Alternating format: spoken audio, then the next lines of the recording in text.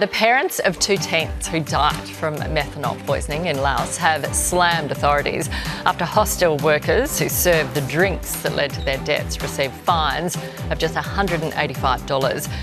The grieving families of Bianca Jones and Holly Bowles have described the penalties as disgraceful and have lashed the Australian government for not telling them or being aware of the latest court verdict. For their take, let's bring in 7 News reporter Nick McCallum and the founding director of Western Sydney Women, Amanda Rose. Good morning to both of you. Nick, what's your reaction?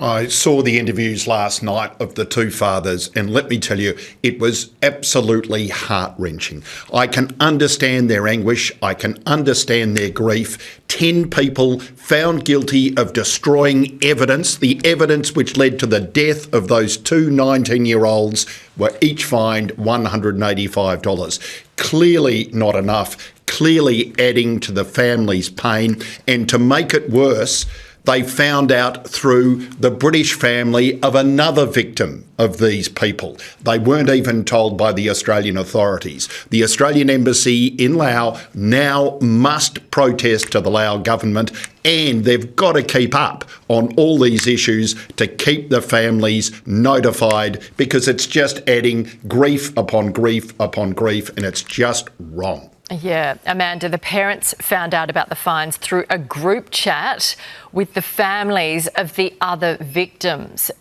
That's unbelievable. It's disgraceful. And, you know, our government actually boasts of having a good, decades-long relationship with the Laos government. There's a partnership, and as part of that, they actually talk about law enforcement, illicit drugs. So, they're actually, talking the talk, saying, hey, we'll work with all these different governments, including this one, on making sure that we're protecting Australians. And is that actually happening? Because they've not been communicated with, they've been left in the dark. And I'm actually really ashamed of our government treating the families like this. This is something that is not only horrific for the current families, but it's also a sign of, will you be protected or will you be looked after by the Australian government if you leave our borders? And that's concerning. Yeah, there's a lot of questions to be answered here. Moving on, it's been revealed that a $500,000 budget to establish a party room for the Greens in Parliament House has suffered a cost blowout. Now it's $2.2 million. Labor's Senate President Sue Lines refused to say if it was a reasonable use of public money, insisting she only had to approve the project at $500,000 and not the budget increase associated with it. Nick? Good question. Exactly. Now, I understand that the Greens need a party room. There are 11 of them in the Senate. But $2.2 million, they could have bought them a home. They could have bought them an entire house. Yeah. It is wrong, way over budget, for Sue Lyons, the President of the Senate, to say, well, all I had to do was approve it.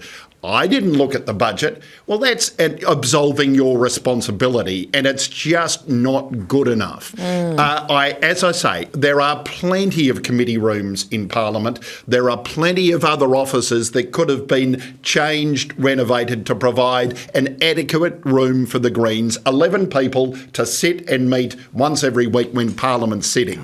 That's it. It is way too much spent on it, and that attitude of the President of the Senate is just not good enough. Yeah, because if she didn't, who did? Who's in charge of approving all the cost overruns? Or did the builders just go, yep, we've got the police. We've got an open budget. Got the contract. We've got a blank check. The thing is, it's the hypocrisy that irritates me. So the Greens are relentless on social media saying, capitalism sucks and billionaires and rich people shouldn't have all this money.